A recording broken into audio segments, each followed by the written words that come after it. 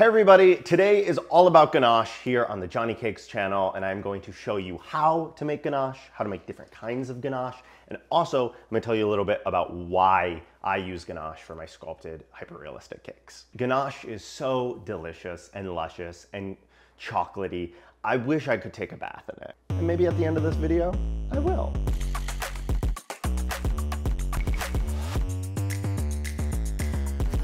So what is ganache? At its most simple, ganache is a combination of chocolate and heavy cream. And depending on what style of ganache you're making, dark chocolate, milk chocolate, or white chocolate, you use a different ratio of chocolate to heavy cream.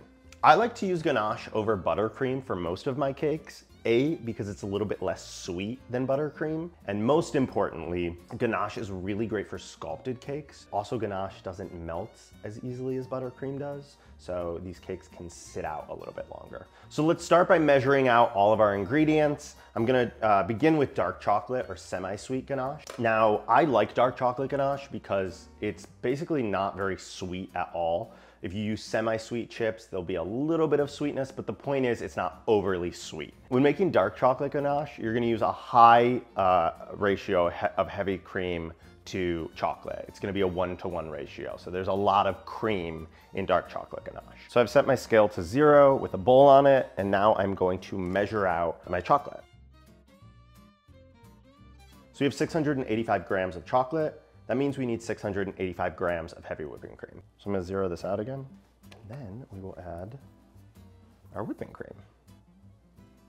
Okay, so we measured out our dark chocolate and our cream. If we were to make milk chocolate, the ratio is different. If we were to make white chocolate, even more different. So for milk chocolate, the ratio is 2 parts chocolate to 1 part cream. So let's say you have 600 grams of milk chocolate, you're gonna need 300 grams of heavy cream. And then for white chocolate, if you do 600, you're gonna need just 200 grams of heavy cream. Now that we've measured everything out, we have to melt down the chocolate and the heavy cream. There's 2 ways to do this. One, the way I'm gonna show you today is a double boiler. You can also just put this glass bowl straight into the microwave and melt this down in like 1-minute increments, stirring or whisking in between each zap. So I'm gonna fill up this pot with 1 inch or 2 of water, just enough water so that it doesn't touch the glass bowl. The bowl will like sort of dip into it and we don't want water to hit bowl. Basically, we're cooking with steam. All right, so we're gonna put this water on the stove. We're gonna get it to a very low boil. And then once it starts to boil, we're gonna turn the heat down, basically as low as it goes, just to keep sort of like a constant simmer on it. All right, we're gonna take our bowl of delicious stuff and just put it on top of our pot, and this will start to melt down. It's going to warm gradually and slowly. The cream will get warm, it will melt the chocolate, it will be delicious and perfect, and we're gonna have beautiful ganache. It's important to give this a little bit of a stir as you go so that you don't get hot spots.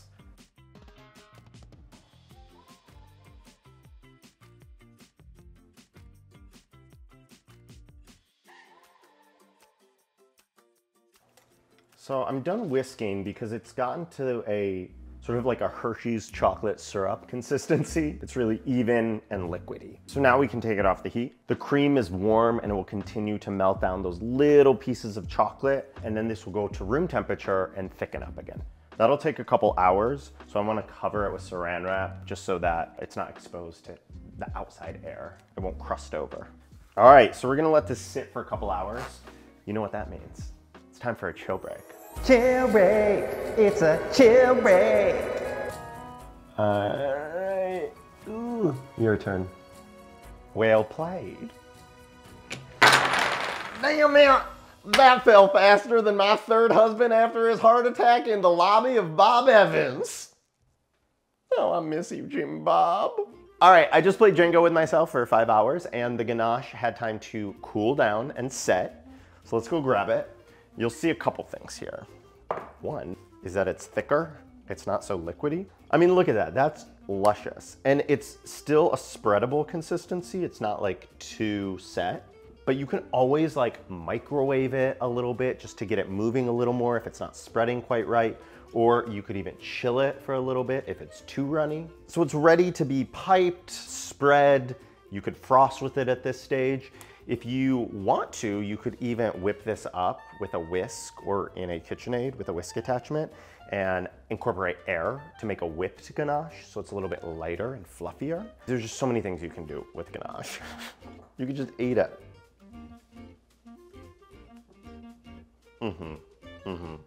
Take two. Anyway, that was today's video. Thank you so much for watching. Make sure you like and subscribe. And if you have any questions about ganache, or if you try making it yourself and maybe you need some help troubleshooting, put them in the comments. I'll try to respond to as many of you beautiful people as possible.